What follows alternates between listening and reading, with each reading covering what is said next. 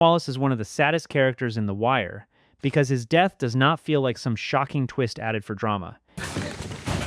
It feels like the natural ending of a system that was always going to crush someone like him.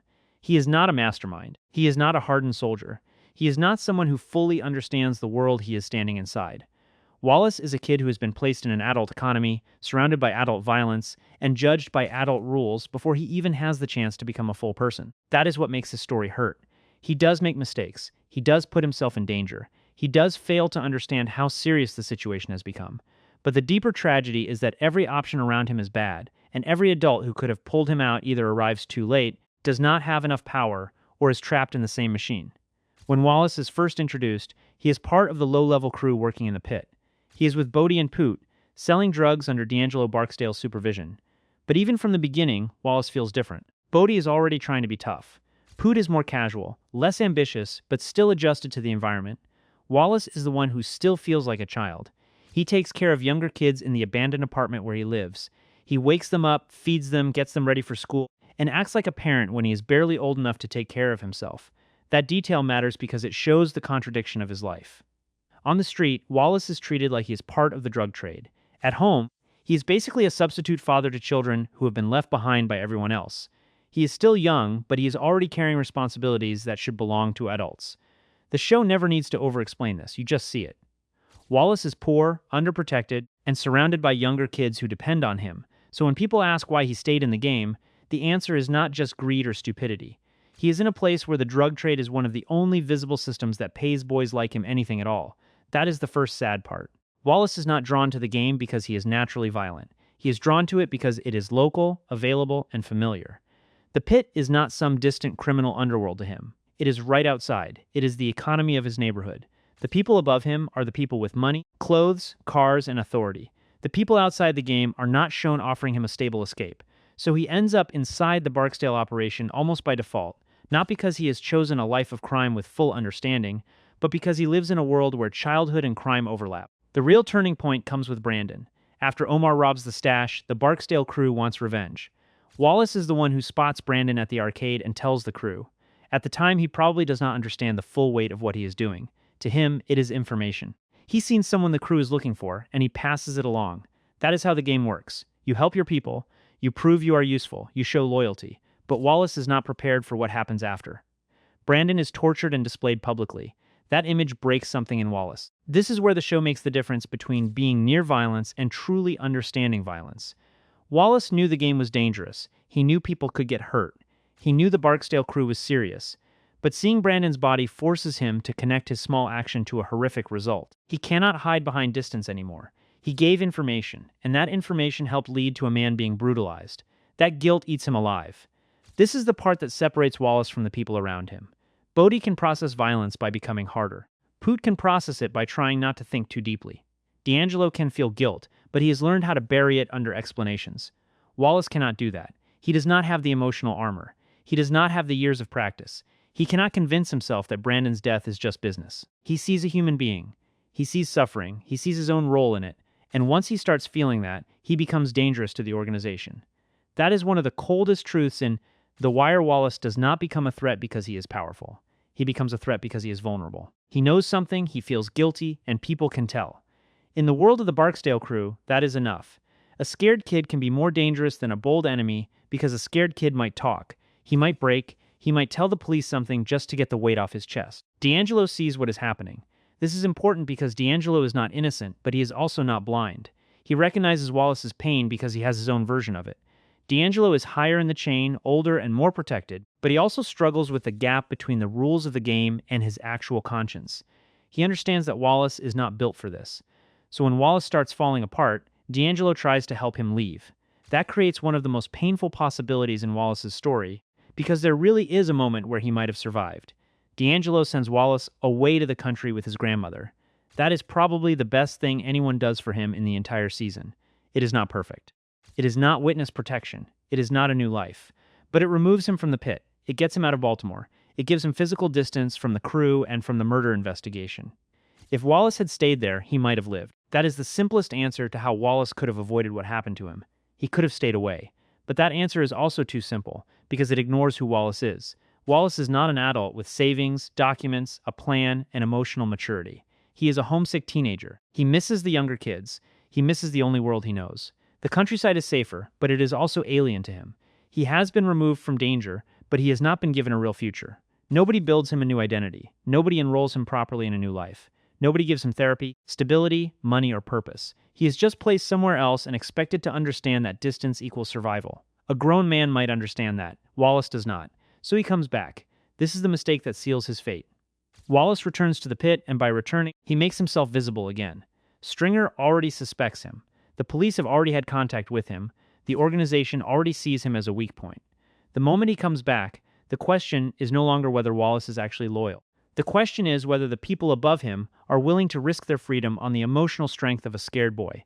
Stringer is not willing to risk it. That is what makes the order so brutal. Wallace is not killed because he betrayed everyone in some grand, intentional way. He is killed because the organization decides he might betray them. His fear becomes evidence. His sadness becomes evidence. His absence becomes evidence. His return becomes evidence.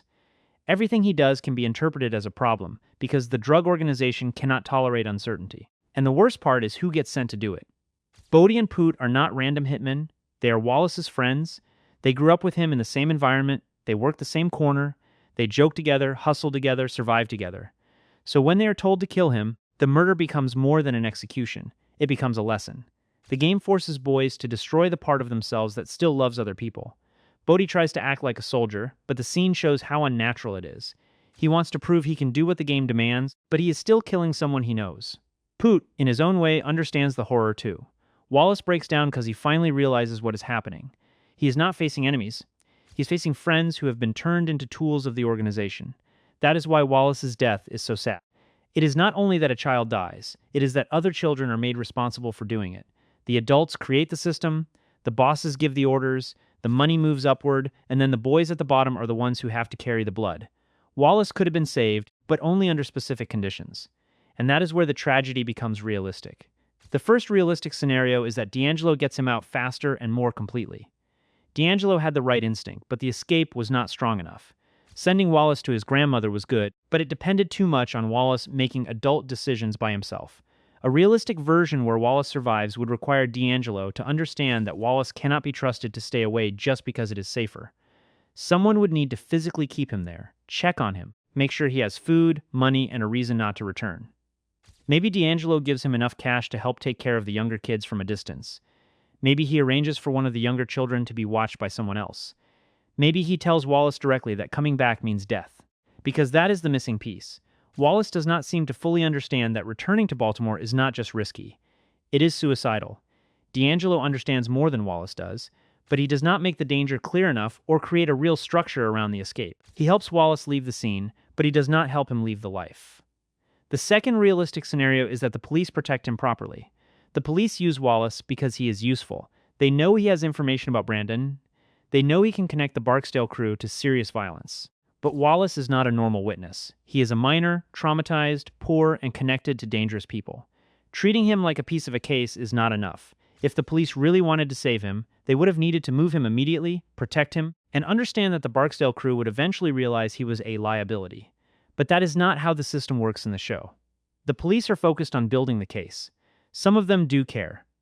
But caring is different from having a functioning system that can rescue a kid like Wallace. Real witness protection for someone like him would be complicated. He has no stable household. He has younger kids depending on him. He is part witness, part offender, part victim. The institutions around him are not designed to handle that mixture cleanly. Still, this is one of the clearest ways he could have survived. Once Wallace became emotionally unstable and started talking, he needed to disappear under official protection. Not casually, not halfway. Completely. The police needed to understand that the street would not forgive uncertainty. Once Stringer suspected him, Wallace's life was already on a countdown. The third realistic scenario is that Wallace never returns to the pit after Brandon's death. This is the scenario that depends most on Wallace himself, but it is still realistic. After Brandon's body is found, Wallace could have accepted that he was not built for the game. He could have stayed with his grandmother. He could have refused to come back. He could have chosen boredom, loneliness, and shame over danger. But again, that is a lot to ask from him. Wallace is a kid whose whole identity is tied to the neighborhood.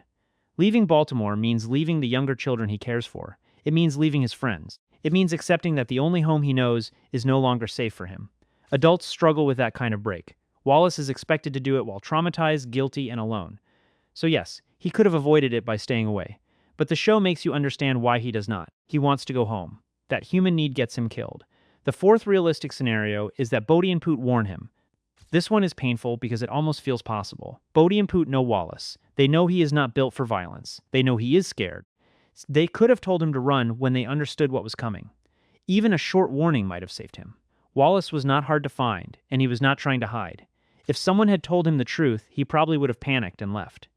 But Bodhi and Poot are trapped too. Bodhi especially wants to rise in the game. He wants to be seen as reliable. He believes that following orders is how you survive. Warning Wallace would put him at risk. Refusing the order would make him look weak or disloyal. The organization does not only kill Wallace. It pressures Bodhi into proving he is not Wallace. It teaches him that survival means becoming colder. So while Bodhi and Poot could have saved him in theory, the system makes that choice extremely dangerous. They are not powerful enough to openly defy Stringer. They are boys trying to survive under men who can replace them instantly. The fifth realistic scenario is that someone sent outside the game notices Wallace earlier. This is the saddest scenario because it points to everything that failed before the plot even begins. Wallace should have had adults around him. A school system that noticed he was absent or struggling.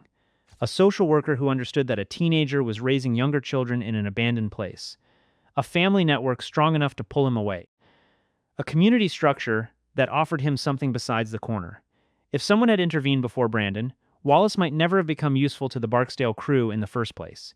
He might never have been the boy at the arcade who spotted the wrong person. He might never have carried that guilt. He might never have been marked as a risk.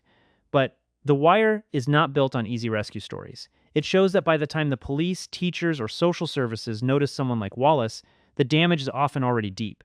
The system does not catch him when he is drifting. It only notices him when he becomes evidence. That is the cruel part. Wallace needed saving long before anyone treated him like he was in danger. He needed saving when he became responsible for younger kids. He needed saving when the pit became his workplace. He needed saving when D'Angelo was the closest thing he had to an adult guide. He needed saving before Brandon's death turned his conscience into a liability. The reason Wallace's story still hits so hard is because he represents the part of the game that cannot survive contact with reality. A person like Bodhi adapts by hardening himself. A person like Stringer adapts by turning people into business problems. A person like Avon adapts by treating loyalty and violence as the same language. Wallace cannot do that. He still feels too much. He still sees too much humanity in people. And in the world he lives in, that does not protect him. It exposes him. His death is sad because it is avoidable in small ways, but almost inevitable in the bigger picture. If he stays in the country, he lives. If D'Angelo protects him better, he might live. If the police move him properly, he might live. If Bodhi or Poot warn him, he might live. If an adult institution reaches him years earlier, he might live.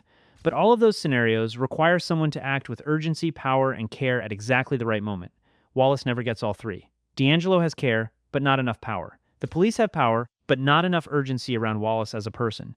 Bodhi and Poot have proximity, but not courage or freedom. The institutions that should have protected him are too distant, too slow, or too broken. So Wallace dies in the gap between everyone's partial concern. That is what makes his story one of the purest tragedies in The Wire. He is not killed because he is evil. He is not killed because he is stupid. He is killed because he is a child inside a system that only respects strength, silence, and usefulness. The moment he becomes scared, guilty, and human, the system has no place for him anymore. Wallace could have been saved, but saving him would have required more than one good decision. It would have required an entire chain of people doing the right thing before it was too late. And in The Wire, that is exactly what almost never happens.